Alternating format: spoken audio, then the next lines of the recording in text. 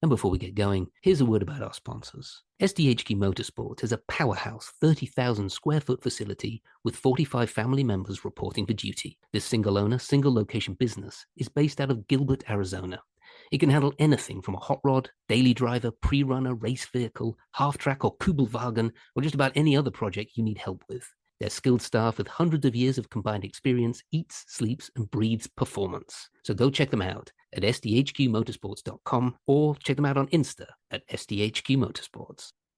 The We Happy Few 506 podcast is brought to you in partnership with the Gettysburg Museum of History, home of the Major Dick Winters collection and the largest assortment of authentic Band of Brothers artifacts in the world. Visit the free museum at 219 Baltimore Street in Gettysburg, Pennsylvania, or at www.gettysburgmuseumofhistory.com, and on the YouTube channel, The History Underground, Facebook, Instagram, and Twitter. Well, hello, and welcome back to another We Happy Few 506 podcast, The Nearly Men, with myself and the beautiful Doug Allen. Pardon me if I sound a little pinched. As you know, I like to have a beer with my podcasts usually, but now I live in America, so it's way earlier, so I'm just caffeinated up to the hilt. How you doing, Dougie? I'm very well, thanks you, Matt. Thanks you. Okay, good. Thanks you. Yeah, thanks you. See, it's evening here, so we're all drunk, and you're caffeinated you've got Bell's palsy. Yeah. Okay, good. We have a very special guest with us this evening. It's pretty cool, actually, especially considering the profile of the show he's in. He's from Masters of the Air, and we have with us Bailey Brook. How you doing, buddy? Not too bad. Thanks for having me, guys. All right, I've got a whole bunch of questions that I then wrote over, and I've got terrible handwriting, and I broke one of my arms, so it looks like a spider. But I have to start. Where are you from, Bailey? I'm from Leeds. Leeds. Absolutely, yeah. I just moved over to the States from Richmond, so I'm from Richmond, North Yorkshire. Ah, yeah. Yeah. Oh my God, very cool, very nice. Cool. So you're a Rhinos fan? What's going on? I used to be, yeah, when I was into rugby as a kid. I was a Rhinos fan, but shamingly, I'm not a Leeds fan, a Leeds United fan. I'm an Arsenal fan. Oh, good man. Well, at least you're not a Chelsea there fan. We are. If you're a Chelsea fan, that really would be sacrilege. It would be, yeah. It could be much worse for me and my family. A lot of them support Man United, so we don't get on. Oh. Yeah. Right. That has its advantages. Yeah, exactly. we wandering into a family reunion with a Man U top on, no one speaks to you, and then you can just leave early. That's a brilliant idea. Absolutely. So I'm going to crack straight on with some questions about the show. Cool. So you play Sgt Charles K. Bailey. Yes, aptly. Yeah, very similar name. Your name is Bailey Brook, and I just have this sort of image of it being 5 to 6 on a Friday, and they've been casting all day, and they're like, "Name Bailey, yep, you'll do. Okay, everybody, we're done for the day." Did it go anything like that, or? I think that is the crack. Yeah, my own theory was they just threw a dart at the board, and then it just happened to be that Bailey and Bailey matched up. But yeah, it was all a bit mad actually. We all, I think, as it kind of happens with these shows, like you audition for different characters. Right. And I was up for Lemons, or I read for Lemons. I'm unsure whether Raph had already been cast at that point, but that's the part that I read for.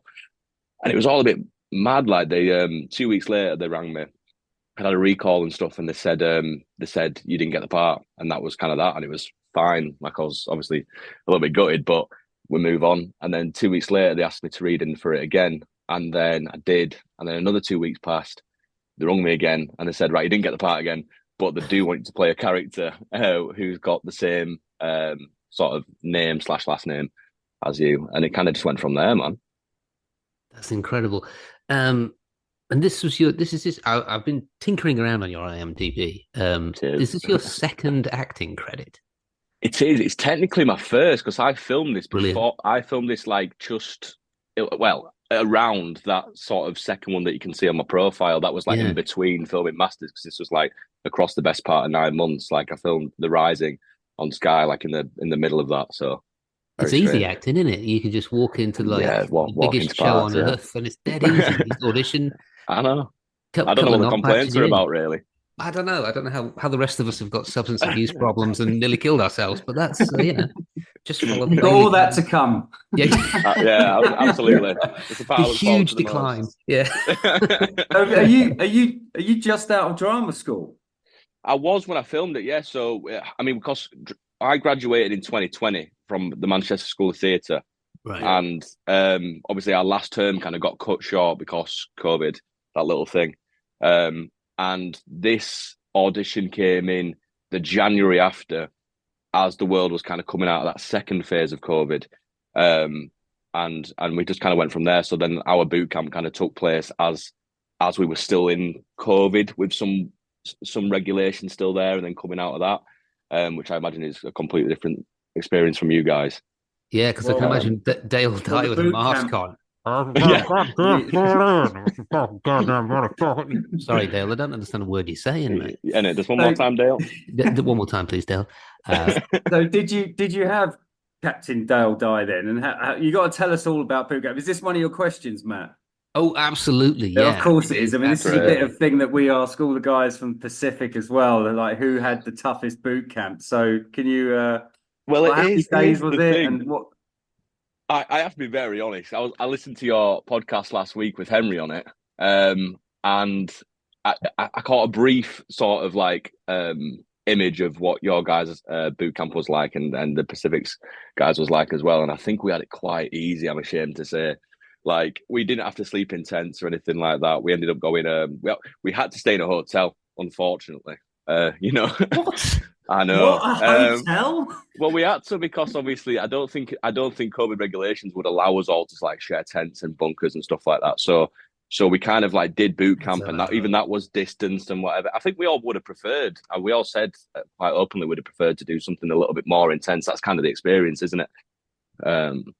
But yeah, I think we had a bit of a cop out with ours, but it was still very, intense, information heavy, a lot of workouts and singing and whatnot. It was cool, man. So I'm just going to go back. Can I go back to go forward as well? Because it's actually part of my question later on, how they formed all the groups and how they formed all the bonds and how they formed all the crews together. Did they do any of that in casting as well? Did they put you together with people that would be potentially, you're going to be in this crew? Or was it just like, no, I'm getting cast as this character, and then they did that afterwards? I'm not too. I mean, from my experience, when I got cast, everything else just came at boot camp. And then, for example, in my fort, Alice from Dallas, obviously you've got Quinn, played by Kyle Alexander, and Claytor, played by Sawyer Spielberg. Like that's obviously that formation existed. So then we got there, and then they put us all in a group, and obviously our sort of squad leader was Austin, because it was Cleven. So we'd all sort of stand in. I think we had 3 separate groups, and we'd stand in that in formation in the morning. We'd kind of walk, and Austin would lead a sing for our group, anyways, and then the other groups had their own little sing song and whatnot. And so that was all kind of pre-decided. They didn't, but they told us when we got there. I had no idea what to expect, because we got cast like a week before the boot camp. I don't know if that was similar to you guys, but we got cast, and then I got cast about 3 days before. I'm loving the idea of Austin Butler leading you out in a song. Elvis. Yeah, literally. About 2 weeks after we finished Elvis or something ridiculous as well. So still had that gruff going on. Did he? Oh, that's fantastic. It was great, man. And then, so you're at boot camp. So you said it's information heavy. Obviously, who did we have on? And we were learning about the crews and everything, and how much, how smart you have to be in a bomber crew. Like, I never considered this. I thought, it's like infantry in the air. They just get some young guys and they're brave as anything. But the smarts, you have to be pretty damn smart to be, well, definitely to be a navigator. Yeah, for sure. So this is kind of what's really cool about what me and like Kai had to do in episode kind of 3 and 4. Because you get to kind of see what the enlisted men look like. And I think obviously the difference from what I remember is you've got obviously the officers and you've got the enlisted crew. And I think the officers they all initially more often than not train to be pilots. And if you don't get to be a pilot, you might get to be a bombardier or a navigator, but still you specialize in them. But it's a lot of education and a lot of practice, and they have to be really, really smart, tech savvy and whatnot. And the enlisted crew are kind of like infantry in the air. They're the waist gunners and the sort of radio operators and whatnot, and still obviously pretty savvy, but like, there's a slight discrepancy there from what I remember, which was always really cool to be able to be a part of like a different group as well. Officers and enlisted men shared different, social grounds and stuff. It's really interesting. Did they have you I'm totally nerding out here. Did they have you like jumping in and out of the aircraft, like getting the timings right and all that kind of stuff, like routines and drills, so that it was just like second nature? Kind of, yeah. So like people would get taken off. So like the pilots and the co-pilots and whatnot, when we were in like a lecture with Captain Di, sometimes they'd get taken off to like a simulator. So then they get basically taught how to be a pilot without being up in the air and the right buttons to press and whatnot. Separately, we obviously got to fire a sort of Browning, so you got to feel like the sort of weight of it as a waist gunner and whatnot. But with the drill that we did do that we timed, and we did this in a hall in front of everyone, was it? What was it? Getting ready to? I think it was getting ready to parachute.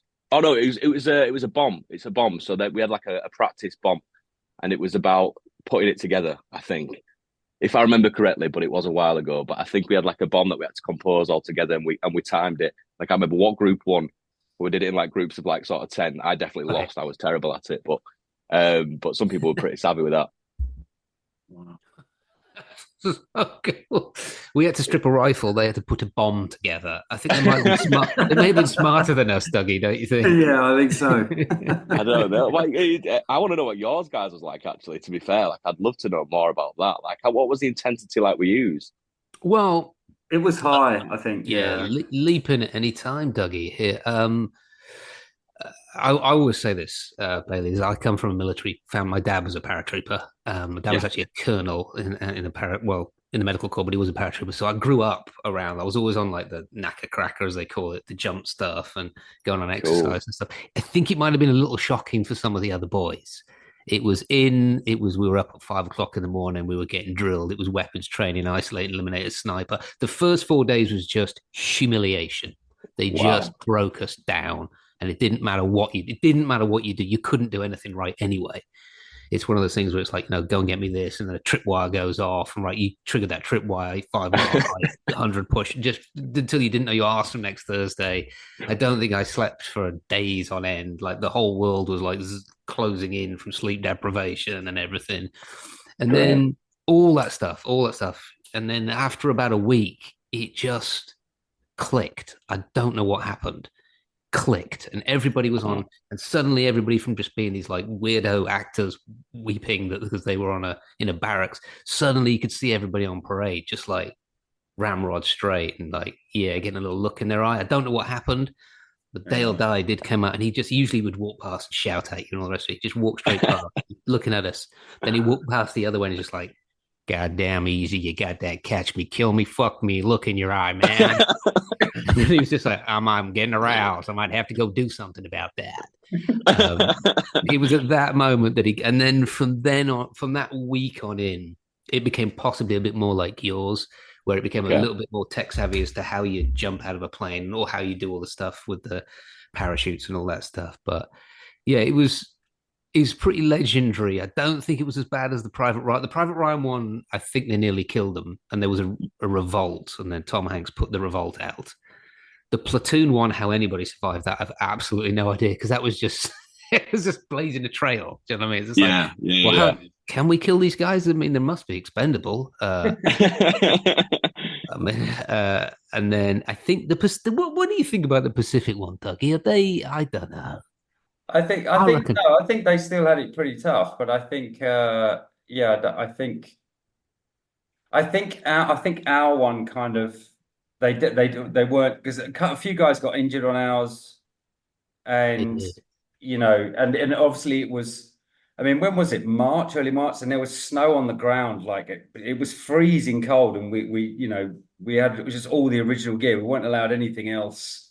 It's not like we're allowed to bring our own waterproofs to put on or anything like that, was it? It was just kind of. And you know what that's like, but oh no, you don't, because you were in the Marriott, weren't you, Bailey? Sorry. Oh no, I didn't have 5-star meals or anything like that. I don't know what you're talking about. But I think the Pacific one was quite intense, but they had better weather.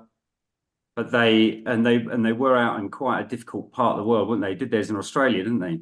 Yeah, they did. Yeah.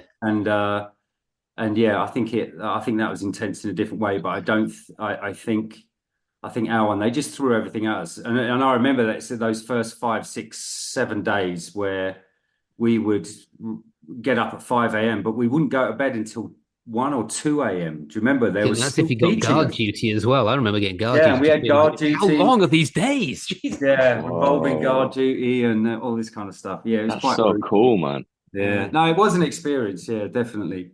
But Yeah, I'll tell you a story, Bailey. please Again, you do. got to. Well, maybe you've got one as well. Was Freddie Joe on your boot camp? Did Freddie Joe do it? Freddie Joe Farnsworth, or was he not on that then? He was On part of my the cat on on your. mine, Was he? Yeah. Yeah, I don't think so. I don't remember meeting the only Freddie I knew was Freddie Carter, but I mean, there's a good few guys there, and as I the could have easily cadre, not interacted with someone. Yeah, Yeah. you'd know Freddie. You'd know Freddie Yeah, yeah. if you'd been trained by him. So I mean, he tortured us. Freddie didn't work on it. So it's like, okay, hopefully that's not a sore spot, Freddie, because I know you listen. Love you. Um, making friends all over town. So Freddie just tortured us, He was the genuine Marine Corps sergeant that had just done tours of, Afghanistan and Iraq. Do you know what I mean? Iraq. And he was a yeah. badass, and he didn't give Proper. a crap who we were. So the higher your profile as an actor, the more he went after you. Really like prison ground stuff. Do you know what I'm Yeah, saying? Just like yeah. found your weakness, and he would go after you. Like Frank John Hughes that plays Bill Garnier. When he gets tired, this eye here goes a little bit lazy, just a Yeah. little bit. You can't tell because just tired. And Freddie Joe found just would just zero in on this and be like, "So you're looking at me, but you can tell the time over here, right? Do you know what I mean? Like that, just the whole time, just going, just anything he could do." Yeah, And, man. and some of the Pacific guys, so we had some of the Pacific guys on this podcast. We had a guy called Josh Bitton on, who's brilliant in the Pacific. And he tells the story that they were down filming right by the coast. So they're obviously doing like some beach landing stuff. And the cameras are like on a cliff, like a mile and a half that way.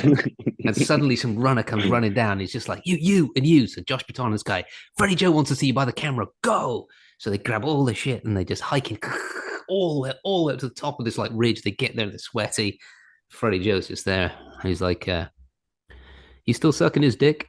That was all he wanted to say. Mad. Yeah, I think we dodged a bullet here. Yeah, I think you did. That's fucking with you on a very intense, deep, and personal level. Wanting the boot camp experience, you have to be careful what you wish for, man. Yeah. You don't come back the same. Starting to regret it now. Actually, I think I was all right in the hotel. Yeah. But did you? Are you kept in touch with any of the guys? I do, yeah. So I mean, Kai's is an excellent mate of mine now. We really bonded on that show. Kai obviously plays Quinn. We had a bit of a journey with that. So he's my absolute brother, man. And then we've got a good few other guys. Yeah, we keep in touch regularly, like on Instagram and WhatsApp. Sometimes meet up and whatnot. It does, doesn't it? It bonds you, man. Like it really bonds you. Yeah. And even though I'm not joking when we said it does sound like we had it a lot easier. We spent a lot of time together. Took it very seriously, paid attention, really cared about it. Captain Dye never really sort of let us forget that we were playing real people, and the weight of responsibility in a very beautiful way was kind of maintained throughout the entire thing, and that really bonded us instantly. All the egos never entered the room, you know what I mean? And what? So you would have got your character's file. Did they give you a file on him with his service record and everything up to that point? They give us a little bit, yeah. I didn't necessarily get like a file. They give me just a few points of reference and whatnot. It was tough to know because basically I didn't know. Can we talk about episode 4? Yes. Yeah. Oh yeah, cool. I didn't know that any of the Belgium sequence was going to happen. Basically, when I got cast, I got told I had 2 lines, which I was buzzing about, obviously, because it was going to be an amazing experience. And then we had a meeting after boot camp, and they just kind of told me I was going to be doing that, and I went white, like I couldn't believe it. But all that stuff was kind of being updated, and they kept finding more things. To my knowledge, I think they kept finding more things. Like they found something of Bailey's. They found like a diary or something. I think John Orloff talked about it. He had like a little diary and stuff. So they just kept adding it in. So the information about Bailey kind of grew the more time I spent on it, which was really cool as well. But a lot of the information at the beginning was kind of there. It was like with small details and whatnot, but for myself anyways, it wasn't a great deal of info to go on. But we all did loads of research about it ourselves as well, which is quite fun. Like I was on like ancestry.com every night, and just to get gathering as much as I could, and like Kai would find something and he'd send me over text and whatnot. Like we got so obsessed with it. Do you know what I mean? It's beautiful stories. Is Kai the kid that you're on the run with? Yes, yeah, plays Quid. Yes, you can tell. Yeah, you guys are great together. Thank you, man. It's great. It's a great sequence. It's brilliantly acted, all of it. I think it's really, really cool. Yeah, I was totally blown away by it all. Actually, I think you guys are fantastic. Thanks, man. I have to ask though. I have to ask. Go on. Because, and this is a spoiler alert to anyone who's not seen episode 4, but it's already out, so we're not breaking any NDAs, and you should have seen it. Okay, it's on you. For those of you who don't, well, you know what? I'm not going to tell you. I just want to ask Bailey what the answer is. How did they know that dude's an infiltrator?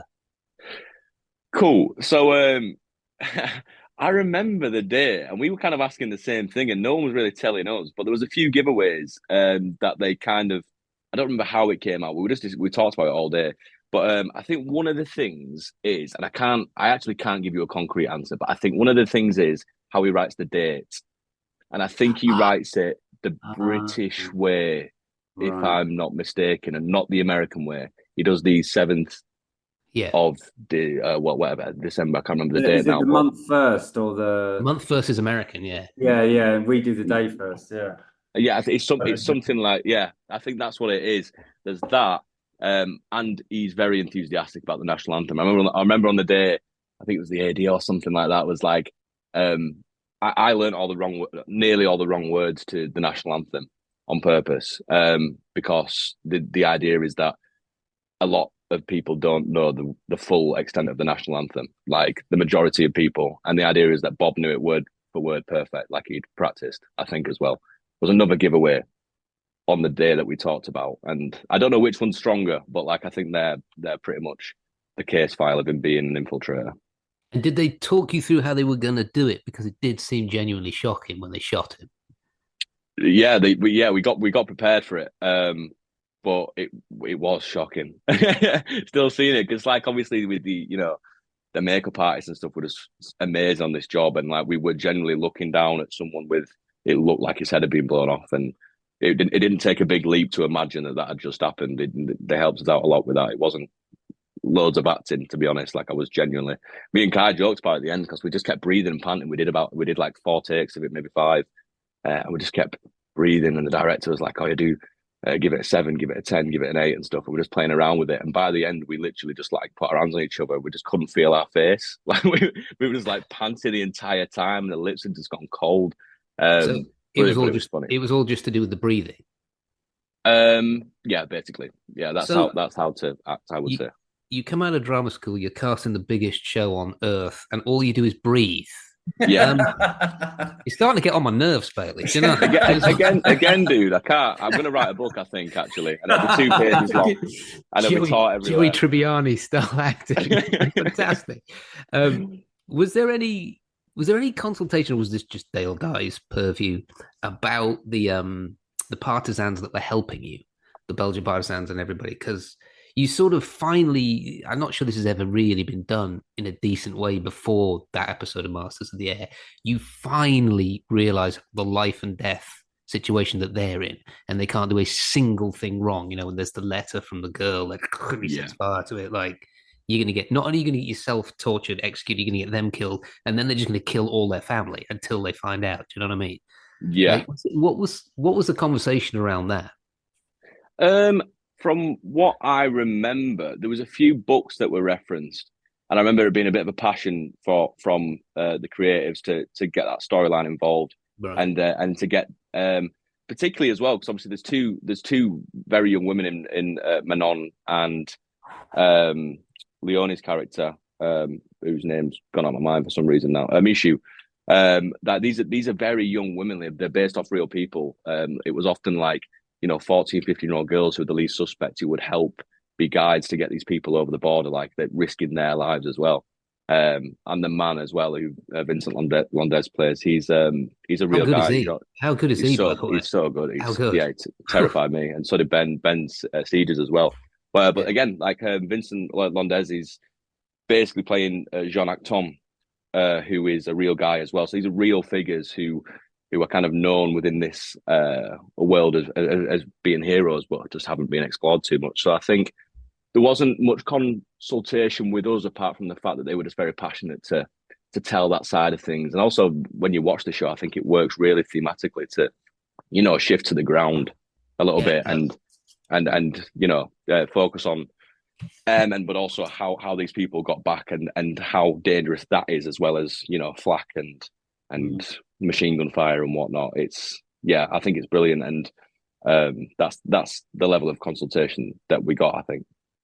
Did you hear what Bailey did then? He told us that it was being grounded on the ground in a serious grounding. This is why he gets cast as an intelligent guy and we're grunts. That's right. There's levels of nuance to that answer. Yeah, that's the one. That's exactly what it is. What a very nuanced man. So I got to keep going back to this. So this is your first gig, apart from the one that he then sort of goes in between this gig. What was your first day on set like? Because I can remember my first day on band. I'd been around for a little while, but I'd only done rinky-dink stuff, like rinky-dink one camera stuff. And then I got there and there's like 400 people behind the camera and then just chaos everywhere. And I was like, whoa, what was it like? What was it like on the first day on set on Masters? What was that like? So the first thing I filmed, no, it was the first day I think anything was filmed, and it was in the pub in the second episode. I don't know if you remember that. It's there's just a kind of shot of Alice from Dallas and Van Noy's crew together, and they're playing craps. And we'd kind of learned how to play that, and we were just doing that, and the camera was on us, and it was half like we were just chucking in lines, and just having fun, which was really cool. But like, I was just shaking like a leaf, man. I was so nervous. Like we'd had the boot camp, and I think I went in pretty confidently. I was like, not the boot camp, but after the boot camp, I was like, right, I feel like this is all quite nice now. I know what I'm doing. I know these people. But then as soon as them cameras come in front, man, like as you guys know, like I just like the first, I made the stupid decision to smoke. Like in the scene, it was a ridiculous decision, That's man. a classic. I just thought, I'll have a pint and a cigarette, and that might just look 28 really cool cigarettes later. Yeah, literally. So I smoked these like herbal cigarettes, and like they just go in my eyes, and like you don't see it on camera, thank the Lord. But like what happened at the end of the scene was Kai gets up to go into the bar, and I take his seat, and I'm kind of in front of the camera. I remember every single take I sat in front of the camera and I was just crying. Like I looked like I'd just been bawling because the smoke was in my eyes, and like I was so nervous and shaking. It was awful. So no wonder it didn't make the cut. That's a classic. That's a classic thing you learn. You would take that with you now in your career. Yeah. Like, yeah. Do you want to smoke? We think your character smokes. I've got to be honest. No, I'm gonna leave it this way. Honestly, yeah, I'll take a nicotine patch. You know what I mean? That'll do. I'm not smoking ever again on that. Don't ever wear a pair of glasses as a character either, because you take them off, on, off, your continuity nightmare stuff jumps around, glasses on, glasses off.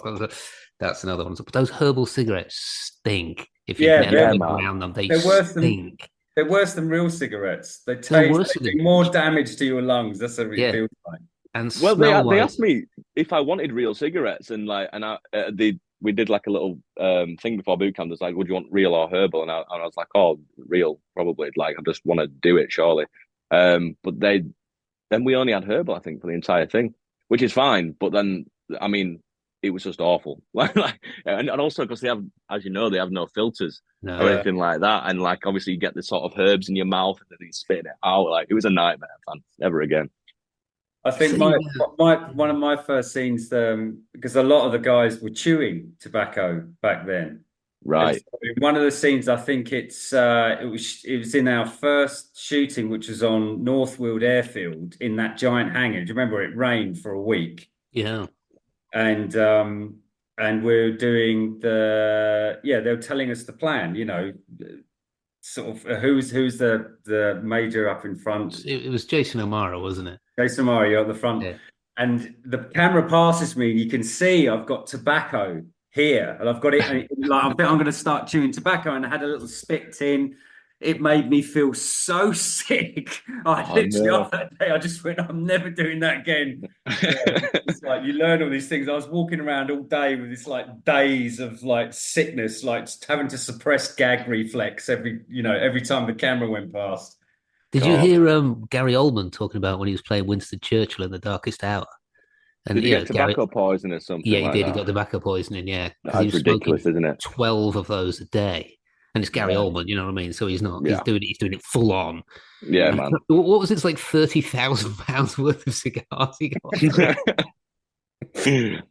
That is ridiculous, man. Yeah, I If mean, that was me, I'd be getting the cigars, selling them, and then just getting the cheapest ones in again. I made 25,000 on those cigars. It was good idea. What's the what's the feedback like so far from all your like family and friends and all that stuff? I don't not the history nerds because they're just obsessed with whether on a plane did this or a plane did that, Yeah. or you don't listen to those fellas. Cool. But what about the family and friends and stuff? Are they just like buzzing for They you and they're like, they're "What are you buzzing, man. doing in this?" type of thing? Yeah, yeah, literally. Like my mum, bless her, she's my rock of this world, and she's just obsessed. She's so lovely, and she's so nice about it. And for me to be on telly, do you know what I mean? Like my mum loves the telly, and then to have my face on that, like I think it's just a bit surreal for her, but it makes her very very happy and proud, and that's obviously makes me very happy. And all my friends have just been so supportive, and I've got a good group of mates. And yeah, man. And again, like, I'm from Leeds and, not very, not no sob story or anything, but not, we weren't very well off or anything like that. So to sort of have that as as something, you know what I mean, is just really cool, man. Can't It's a lie. big And deal, isn't it? everyone. Yeah. Do you want me It's a to? big deal, man. Like, yeah. It is a big deal. Do you want me to start making you a list of excuses why you can't buy the beers as well? Because they won't understand that you didn't get paid that much for it. Yeah, no, Like your yeah, mates yeah, down the please, pub, they won't actually. understand that. They're like, "You're Yeah. a millionaire." You're like, I'll no, take your I'm not. number and then I'll just get you to phone my mum if Yeah, that's yeah. all right. If you're in the pub, just like, how do I get out of this? I bought the Yeah, first round, and then like the entire town's in there now. So yeah, great. I'm totally yeah. I've got a whole load of ways you can get out of paying for beers. Don't worry, mate. Cheers, dude. And I still have them. What did you have a premiere? Where was the premiere? We did, Oh no, yeah. So yeah, It's in LA, go wasn't on. it? no, I think was it in London because Kirk Sadowski was at it, wasn't he? Yeah, Yeah, there was two. There was two. So maybe three. They might have had a New York one. Ty went to the LA one and was telling me about that, and that sounded really really cool. But then the week after, or maybe 2 weeks after, we had it in London. It was at the Pitch House in central London. yeah. It was really cool. Yeah, it was really cool, man. But again, just like nerve wracking. Not nerve wracking. It was all right, but like it's just a little bit mental, isn't it? Like, Yeah. what was it? Where was your guys' premiere? Cool. They built 1,000-seat cinema on Omaha Beach, and then they built 1,000-seat restaurant on Omaha Beach next to the cinema. We had we had a week in Paris and a whole train of first-class carriages to take us to Normandy. It was incredible. Wasn't Whoa! It was big, Now, wasn't it? I feel like there might be You skin come for them back. ours now. You were there, Yeah, weren't but you? that's because your budget was on the hotel during boot camp. That was what the problem. We had some extra money because of Yeah, that, so of we course. had a Yeah, really good premiere. That's what forgot that was about about. That was fantastic. Yeah, guy we know that comes on our tours actually was at the premiere because he Leighton. What role did Big Mike have on Masters of the Air? Big Mike, yeah. What was he doing on Masters of the Air? We'll find out. Doesn't matter. He just no role, but his mate did the screen testing. Okay, fair enough. Okay, fair enough. that. He Very just nice. kept going on about that Austin Butler was the sexiest human he'd ever met, and he didn't care whilst He's a stood next to his beautiful own man. wife. So, Yeah, man. But you got to be honest. You know what I mean? yeah, that's what he said. He's like, I'm just going to be honest. I'm not going to Exactly. lie about this. So, what was I going to say? Son Bailey being a real character. Do you have any contact with the family? I don't know. No, I never really knew how to reach out or if I could or if I should. I know that obviously from the research, I know that Bailey died in 2002 or Right. something like Okay. that. And yeah, I couldn't really find any sort of like any connections or anything like that that might be still around or still alive. But I mean, I'm always open to that. I'd love to reach out and hope that they'd enjoyed the show and stuff and get the thoughts and feedback and you know. Yeah, we're just getting a little message from the producer Leighton here saying Matt Mabe might know. He was a big consultant on the show, Matt Mabe from the 100th Bomb Yeah, Group. And I'm actually I going for spoke to him a bit on Instagram. going for a beer with him next week, so I'll tap him up and see what he's got. So one of That'd those be things lovely, that a man. lot of stuff will get unearthed afterwards, and as the show comes out, and it'll start. It might not get the huge acclaim or public sort of wide interest at the beginning, but it'll slow burn as people get more and more into it, and then Yeah, yeah, yeah. you'll start getting bombarded with people coming out and saying, that was my grandfather or that was my great uncle and all that kind of stuff, Yeah. and And it that's when goes the on for whole years. it This does goes on years, for and that's years. when the whole responsibility stuff starts to like in your head, and it Yeah. is Is it's a that what great kind of shame happened with there's you not many guys? left. Yeah. Did that happen with you, didn't it, Tab?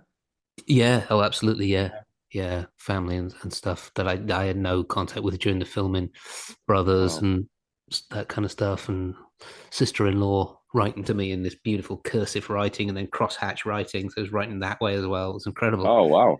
I know, some really cool letters. That's really cool, man. Um, what was Tom doing on it? I say, what a douchebag. Tom Hanks. I should say Tom Hanks. What was Tom doing? But wait, What a What was T dick. doing? Mr. Hanks. Big T. Tea bag. What was My tea best bag doing? mate Tom. Yeah. I honestly, so I never actually saw him on set. So when we were in boot camp, he came in at some point, but I never saw him because I was sat like kind of near the front because I just couldn't see very well, and I didn't have my glasses, so I couldn't really see what was going on behind me at any point. But apparently, he came in at one point and just sat at the back and kind of watched one of Captain Dyer's lectures and whatnot. Someone bumped into him in the toilet, and then he just kind of like disappeared for a bit, and then I never really saw him around or anything like that. And plus, like when we went off to do the Belgium stuff, like that all was kind of separate to the studio and whatnot. So I didn't have much interaction with him, but I think obviously, yeah, I've seen like videos and photos of him on set and stuff. So I think he was quite actively involved. But what did, and so because all of us, like for our last audition, we all auditioned with Tom Hanks. Who was your last audition with? My so this is the thing. My last audition was just with Lucy Bevan and Right. her assistants. I never, if I'm being, Are you yeah, no, sure? Because I'm right. Tom Hanks is a very, very good actor. Sometimes he can just morph into other people. He's that good. Thinking about it, I did think she looked You're a like bit Forrest Gump on Hanksy. the day. Yeah. Yeah, yeah. No, honestly, yeah, I think that was it. I think some people did. Like, I think, like, I know Kai met with someone different and stuff. I can't remember really what other people's experience was, but again, mine was quite a weird experience. Anyways, like, I don't think anyone was aware that we were going to get the Belgium stuff off the ground or whatnot at the time that I was cast. Because when I came in, like, I worked with the accent coaches and they just trained me on 2 lines, and that's it. That's what we assumed we were going to have. So, so my last round was just with them with the cast director Lucy Bevan and her assistants again. That's all. That's the only people I ever had contact with actually. But because I obviously on the one that he did last week with Henry, like he was talking about going to LA and stuff like that, and auditioning in front of a panel including Spielberg and stuff, which would have been cool. But obviously this was all Zoom when we were auditioning as well. Like there Right. was zero in Oh person yeah, auditions. yeah. So every single round was on Zoom. So it's all the whole casting process. Yeah, was in COVID. I totally forgot. That would have changed. That would have changed a lot of that. Yeah. Literally, yeah. Because I think and again, I don't know this for certain, but like when Callum and Austin and stuff were cast, like that was all during COVID and whatnot, to my knowledge. But I mean, I could be wrong about that. I don't know that for certain. But where was you mainly filming? What studio or where did they? Was it? Apple have got a studio. Where was it now? It's where every other studio is really that direction, like west out of London and whatnot. But Apple had their own studio that they recently built, and I think we were either the first or one of the first like in-house UK productions to use the studio anyway. So it was there. They obviously built a base to recreate. It was like 5 million or something mad to recreate Thorpe Abbott. So we did a lot of filming there, especially in the first couple of weeks as well. That was really cool, man. Like you just really felt so part of it. Like we had a little tour of it, and you're walking around, and they had like the church, had the mess hall, and everything just looked beautiful. Like it was just really, really cool, man. And then the Belgium stuff, we filmed quite a bit of it in Maple Durham. Just a couple of fields that kind of look Belgian, I guess. The actor I talked about earlier, Vincent Londes, I think he lives in Belgium now, if I remember correctly. And he was looking around, and he was like, "Yeah, this looks like Belgium." Like everywhere was like so cool. Everywhere was, as you guys know, like they take so much care in like trying to find places that like really, like recreate the atmosphere and the setting and the vibe to give you as much help as you can. And something I found out earlier, actually, the cafe scene. Someone messaged me on Instagram. And the cafe scene in Belgium where me and Quinn reunite. Yeah. So they blew my mind. And again, like you have to have so much respect for like what they do. But James Hendy, who was basically in set decoration, he basically messaged me earlier and he said that they sourced the actual bar from a place called, is it Dijpenbeek in Belgium, maybe? I don't know if I'm saying We'll that go right. with that. We'll go with that. But it's the actual place where Alice from Dallas, including myself, went down, and they've sourced the bar from there, and they sourced like manuscripts that mention me and the people that helped me get out of that place. Wow. Good Lord, Like they of course sourced they the did. bar from that place where like he actually landed. It's amazing, man, and you have to have so much respect for it. Unbelievable. Well, actually not that unbelievable considering, but incredible. Yeah, It's yeah, incredible. it's beautiful. So, Like, yeah, really beautiful. Dude, you must be absolutely buzzing because, like, I know what it's like when you start out and you get like a little start work finish on a movie and it's a big movie and you're just going to do a couple of lines and it's like, wow, it's going to be so cool that like I'm in this film and it's so cool. yeah. But like, you're rocking the shit in that episode, man. Like, you're one of the main dudes in that episode. You're killing it. Cheers, man. Thank you again. Yeah, man. I just looked out, really looked out, and I'm so happy with it. And yeah, I just feel really happy. I don't really know Yeah. what else to say. Do you know what I mean? Like you say, like when I first found out I had 2 lines, I was over the moon. Like, Yeah. me and my mates instantly we just got the beers in. Like we were absolutely celebrating. It was, you know what I mean? Like it was amazing news. And then, like I say, like I wasn't joking when we had the meeting. They were like, "Oh yeah, you're gonna do this." They mentioned about the photo burning and the train sequence and whatnot. And I literally went white. Like I could have been sick. Like I was just like, what is actually going on? Like I just looked out so much, and then having to get into filming is a different thing because obviously you can say all this, but you don't know if it's going to happen, and it did. And I think it's a And testament. It's a testament to anybody young actors coming up and working on stuff. The relationship between him and his buddy Kai in this show is so good and so believable. I think that's probably what the producers are picking up on as well, because it's very important to get that sort of bond, the band of brothersy thing on every these guys have got work together to stay alive type of thing. So if you've got guys who are naturally got that vibe, then they're gonna put the camera on it and be like, well, let's roll with this. Let's see what happens with this. It's great. It's a great sequence. It's really well done. It is really cool. Really cool. thanks, You man. should be And very proud I of think you're yourself, man. right, It's very man. cool. Yeah, thank you so much, dude. That means a lot. And I think you're right. I think it's like you say, like the bonds and stuff that you form, and just the commitment to it. And me and Kai like instantly hit it off, and we just all we could talk about was this. Do you know what I mean? Like that we couldn't. We just got obsessed, and it just became an amazing thing to be a part of. And luckily the camera stayed on us for a bit longer. And yeah, man, I'm happy with the result, but also just because it is just such an important sort of subplot to tell. I think Yeah, it really is. Yeah, it's funny because we subtitle this podcast the Nearly Men. So often I ask anybody who comes on, I ask them like a nearly story, like what could you nearly have been? What did you? Well, there's no point asking you, mate, because you're about 15. There's nothing you could nearly have been. Yeah, mate. Yeah, I'm just right. gonna skip over that. There's absolutely no point. Well, no, I think it's worth pursuing that. So, did you always want to be an actor? Like, Yeah. Okay, go ahead. from being a kid, or like, is your family tradesman, or do they do something else? Well, I mean, what was you meant to go any other direction? Is what I'm saying. Well, I had no direction really. I didn't know what I wanted to do. I wanted to be everything, I think, in life. I think that's the point with me. Not to be like very cheesy about it, but I think throughout life, I was like at one point, like when I was a kid, I wanted to be a copper, and then like at other times, like I wanted to be. I fancied being a lawyer, an inventor, and whatnot.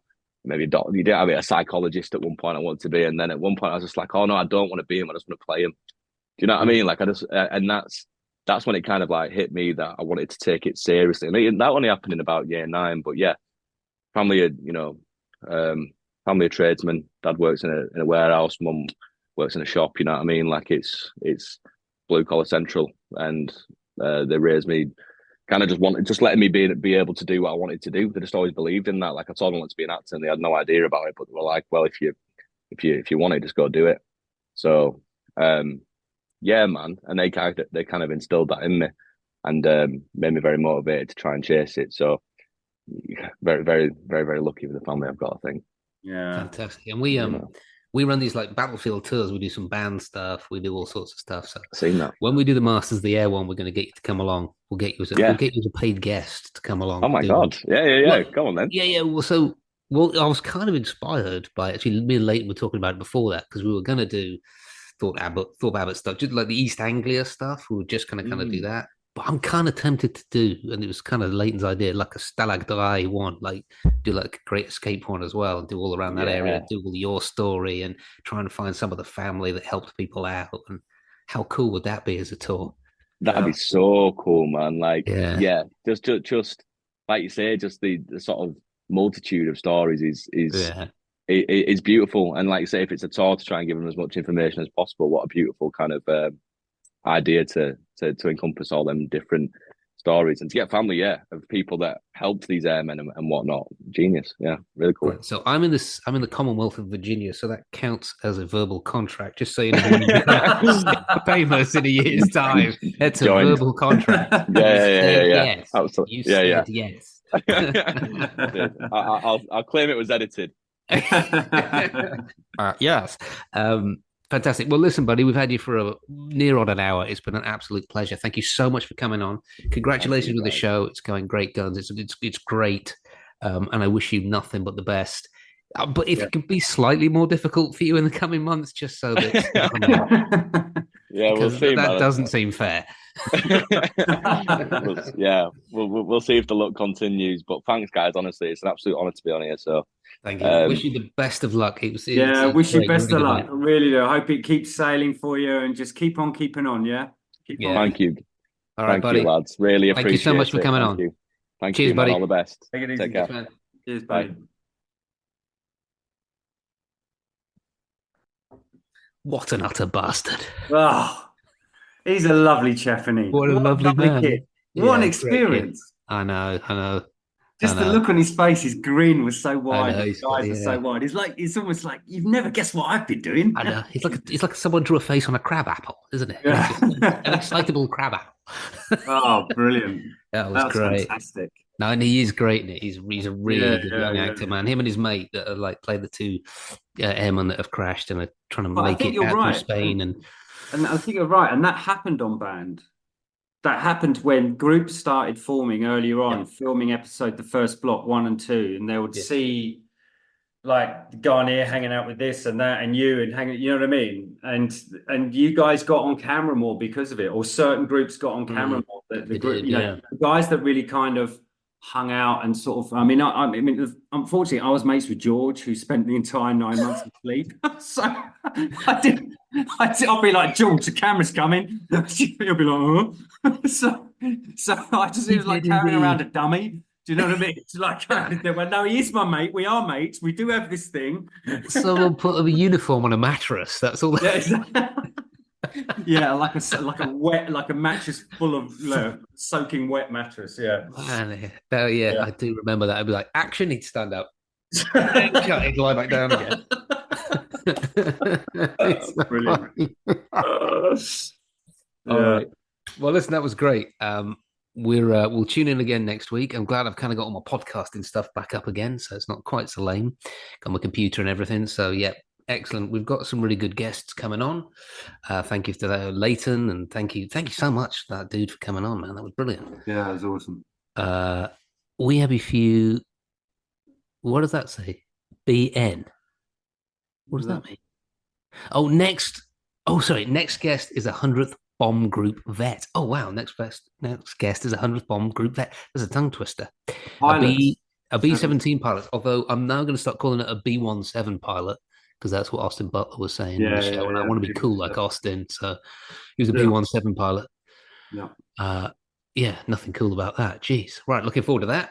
And thank you very much for listening, and we will catch you next week. Thanks for listening. Ciao. Cheers, guys. Bye.